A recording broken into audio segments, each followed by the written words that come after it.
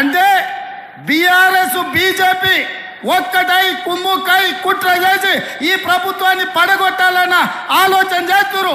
అందుకే బీఆర్ఎస్ ఎమ్మెల్యేలు చాలా మంది అన్న ఇందిరమ్మ రాజ్యం ఉండాలి, ఇన్నేళ్ళు మేము ఆ పార్టీలు ఉన్నా ఒక్కరోజు కూడా ముఖ్యమంత్రి మా గల్వలే, మా మాట వినలే, ఆయన ఎట్లుంటాడో మేము చూడలేదు.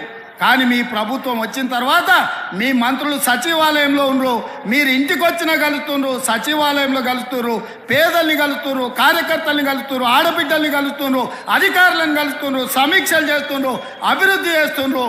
5 ఏళ్ళు మీ ప్రభుత్వాన్ని కాపాడే బాధ్యత మాది అని బీఆర్ఎస్ ఎమ్మెల్యేలు వచ్చి అందరు నాకు కలిసి చెప్పిపోతున్నారు. ఒకవేళ నేను అనుకుంటే గేట్లు తెరిస్తే కేసీఆర్ నువ్వు నీ అల్లుడు నీ ఇంటోళ్ళు తప్ప మొత్తం కాంగ్రెస్ పార్టీ కండువ కప్పుకొని ఇందిరమ్మ రాజ్యాన్ని కాంగ్రెస్ ప్రభుత్వానికి అండగా నిలబడతారు. ఇవాళ మన మిత్రుడు వెంకట్రావు గారు కూడా ఇక్కడికి వచ్చి మనకు మద్దతుగా నిలబడ్డాడు. అంటే మేము మర్యాదపూర్వకంగా రాజకీయ నీతిజ్ఞతో ఇవాళ రాజకీయాలు చేయాలనుకుంటున్నాం.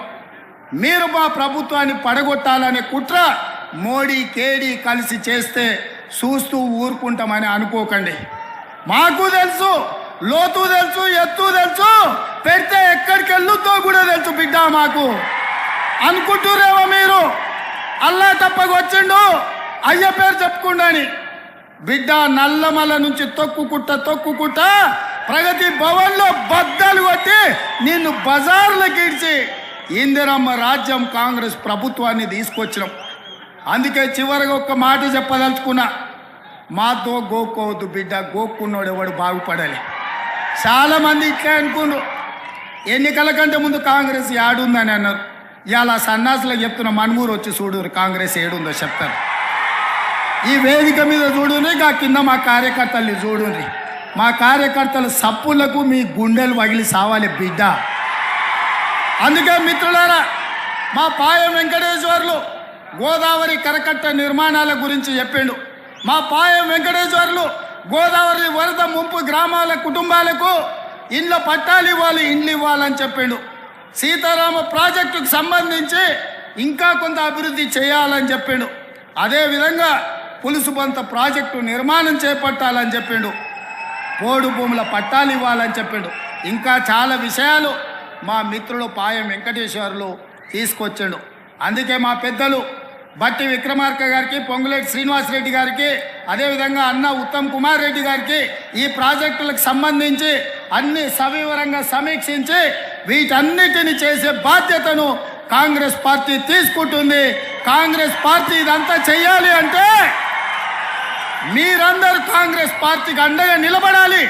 మీరు ఇచ్చే బలం 1000 ఏనుగుల బలం. ఇవాళ మిమ్మల్ని చూసినాక నాకు 1000 ఏనుగుల బలం వచ్చింది. ఎవడు అడ్డం వచ్చినా పండబెట్టి తొక్కే బాధ్యత నేను తీసుకుంటాను మిత్రులారా. అందుకే మిత్రులారా, మళ్ళా ఎన్నికలప్పుడు వస్తా. ఈరోజు సోనియా గాంధీ గారు బలరాం నాయకును మాజీ కేంద్ర మంత్రిని మహబూబాబాద్ పార్లమెంట్ అభ్యర్థిగా నిలబెట్టిండ్రు.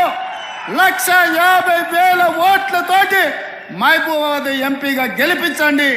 మీ సమస్యల్ని పరిష్కరించే బాధ్యత కాంగ్రెస్ పార్టీ ఇందిరమ్మ రాజ్యంలో తీసుకుంటామని తెలియజేస్తున్నా. ఈ కరీంనగర్ గడ్డ మట్టినే బొట్టుగా పెట్టుకొని ఇక్కడనే పిడికిలెత్తి కార్యాచరణ చెప్పి నేను ఉద్యమం కోసం బయలుదేరిన తర్వాత కథంతా మీకు తెలుసు. మీరే కథానాయకులు, మీరే నన్ను ముందుకు నడిపిండ్రు. కానీ కాంగ్రెస్ పార్టీ ఎటువంటి పార్టీ?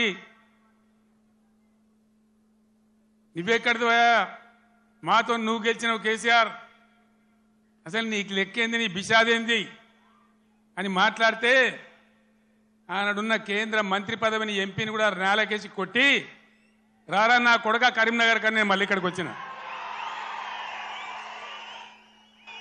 ఎన్ని కోట్లు ఖర్చు పెట్టినరో, ఎన్ని మాయోపాయాలు చేసినరో, మొత్తం రాష్ట్ర ప్రభుత్వం ఎన్ని గింగిరాలు కొట్టిందో మీకు తెలుసు నాకంటే ఎక్కువ. కానీ బ్రహ్మాండంగా మళ్ళొక్కసారి ఇది పదునైన కరీంనగర్ గడ్డ బిడ్డ, ఇది తెలంగాణ అడ్డ అనే పద్ధతిలో 2.5 లక్షల మెజార్టీతో నన్ను గెలిపించి మరొక్క మారు తెలంగాణ చైతన్యాన్ని చాటిన గడ్డ ఈ కరీంనగర్ గడ్డ. రాజకీయాలలో పరిణామాలు జరుగుతుంటే మనం మంచిగా చేసినాం, తెలంగాణ సాధించినాం. నేను మీకు ఒకటే మాట మనవి చేస్తా ఉన్నా, కొన్ని సందర్భాలలో అత్యాశకో దురాశకో లేదా మరో రకంగానో ప్రజలు మోసపోతారు. మొన్న కూడా మోసపోయి కాంగ్రెస్ పార్టీని గెలిపించాను.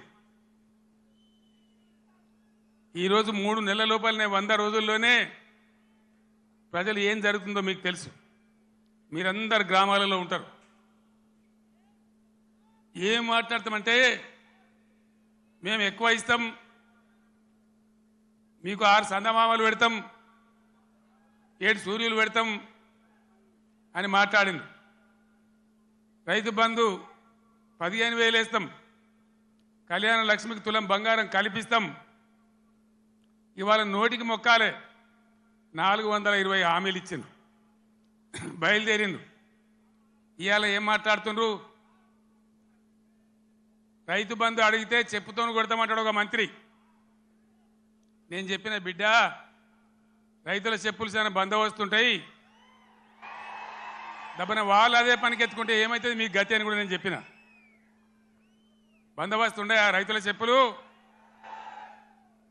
మంత్రిగా ఉన్న వ్యక్తి రైతు బంధు అడిగితే చెప్పుతోను కొట్టుకుంటాడు. ఇంకెవడో సన్నాసిగాడు కూడా అంటాడు. అంటే ఏందన్నట్టు? ఇప్పుడు ఇన్న ముఖ్యమంత్రి ఆయనను 6 గ్యారెంటీలు ఇవ్వయా, కరెంట్ ఎందుకు మాయమైందా, నీళ్ళు ఎందుకు మాయమవుతున్నాయా అని అడిగితే ఆయన నేను పండబెట్టి తొక్కుతా, పేగులు మెడలేసుకుంటా, పెండ ముఖానికి రాసుకుంటా, చీరుతా సంపుతా, మానవ బాంబునైతా, మట్టి బాంబునైతా అని మాట్లాడతాడు. ఇంత అసహనమా? ఒక ముఖ్యమంత్రి మాట్లాడవలసిన భాషనా ఇది? పద్ధత? తెలంగాణ రాష్ట్రానికి సమాజానికి ఇది ఒక గౌరవమా? దయచేసి ప్రజలు ఆలోచించాలని చెప్పి నేను కోరుతా ఉన్నా. ఈ కరీంనగర్ గడ్డ నుంచి యావత్తు తెలంగాణ ప్రజానీకానికి నేను పిలిపిస్తా ఉన్నా. తెలంగాణ ముఖ్యమంత్రి అంటే తెలంగాణ మాట్లాడే మాటలు, ఆ ముఖ్యమంత్రి మాట్లాడే మాటలు, ఎవరన్నా ముఖ్యమంత్రి పదవులు ఉన్న వ్యక్తి మేము మానవ బాంబులం అయితే మనం మాట్లాడొచ్చునా? మాకు మాట్లాడరాదా? తిట్టానంటే తిట్టు తక్కువన్నాయా?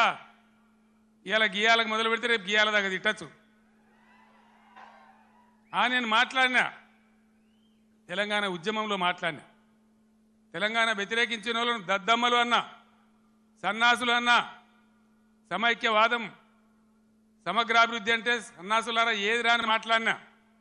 కానీ ఈ విధంగా 10 ఏళ్ళ ముఖ్యమంత్రికి ఉన్నప్పుడు నా నోటి నుంచి ఒక్క రోజన్నా ఒక సందర్భంలన్నా ఇటువంటి దురుసు మాటలు మీరు విన్నరా?